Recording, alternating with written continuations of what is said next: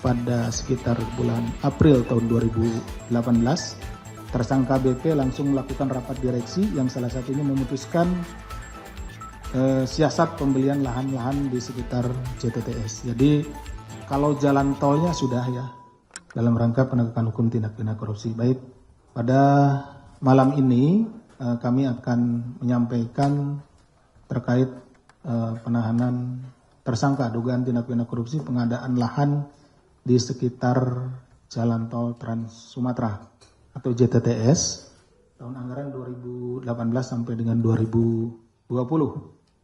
Penahanan tersebut akan dilakukan terhadap 2 orang tersangka terkait perkara dugaan tindak pidana korupsi dalam pengadaan lahan di sekitar jalan tol seperti yang disampaikan tadi.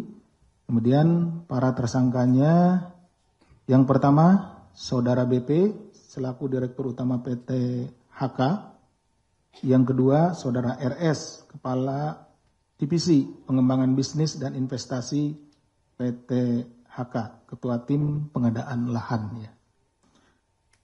KPK selanjutnya akan melakukan penahanan terhadap kedua tersangka untuk 20 hari pertama, terhitung mulai tanggal 6, ya, hari Rabu tanggal 6, sampai dengan 25 Agustus 2025 di rumah tahanan Sabang KPK Gedung Merah Putih.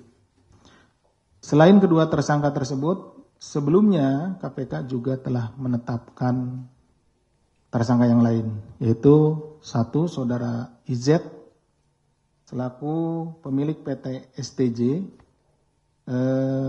namun yang bersangkutan sudah meninggal dunia pada tanggal 8 Agustus 2024 sehingga perkaranya dihentikan. Dan yang terakhir yaitu PT STJ, itu korporasi ya. Tadi kalau IJ itu adalah pemilik PT STJ itu ya. Ini PT STJ-nya, korporasinya, karena kita tentunya juga bertanggung jawab untuk mengembalikan kerugian keuangan negara atau aset recovery.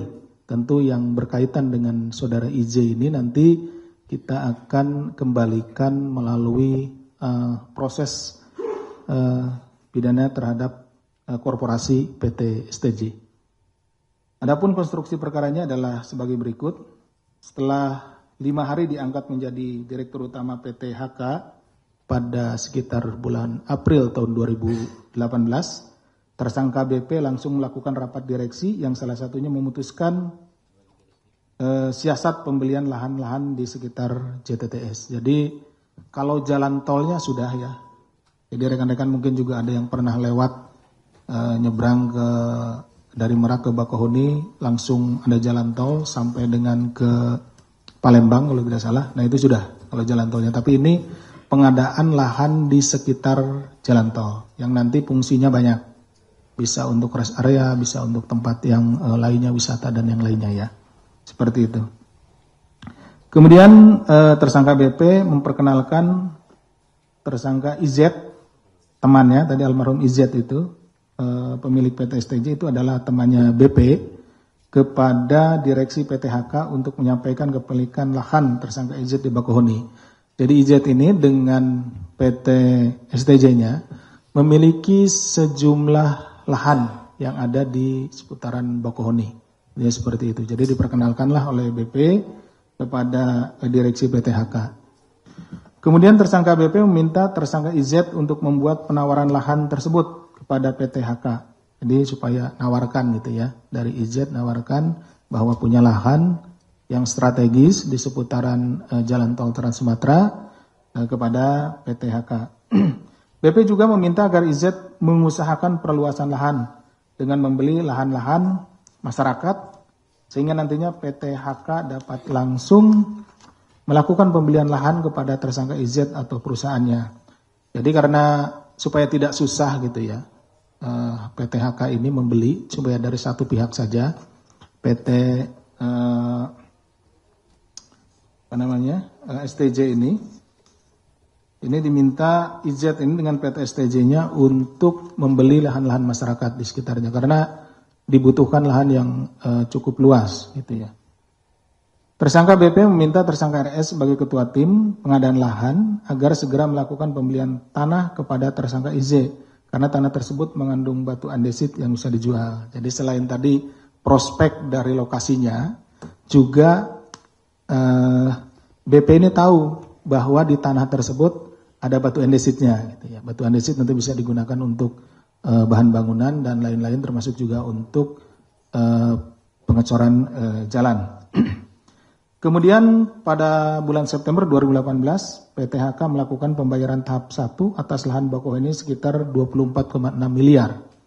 Bahwa dalam tahapan tersebut, KPK menemukan sejumlah penyimpangan yang dilakukan oleh PT HK, diantaranya PT HK melakukan pengadaan lahan yang tidak direncanakan dalam RKAP, Rencana Kerja Anggaran Perusahaan tahun 2018.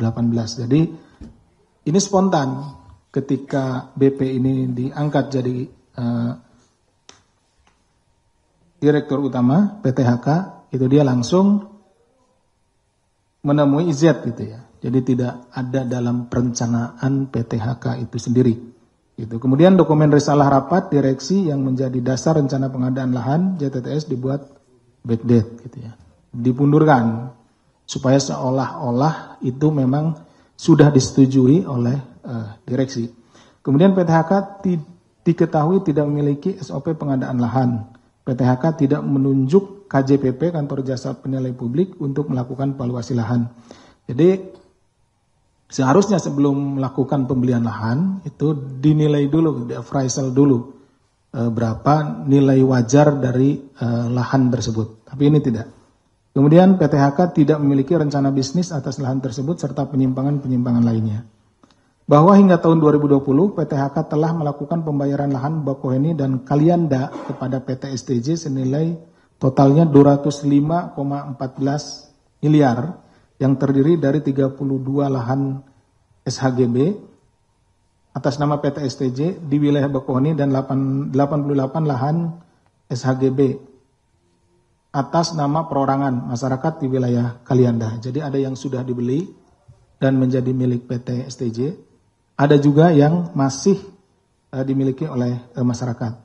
Namun demikian PT HK tidak menerima manfaat atas lahan-lahan tersebut karena kepemilikan atas lahan tersebut belum dialihkan kepada BUMN atau belum dapat dikuasai dan dimiliki oleh BUMN. Jadi ini masih dalam statusnya ke PT STJ, gitu ya, PT STJ. Itu baru belum dipindah tangankan.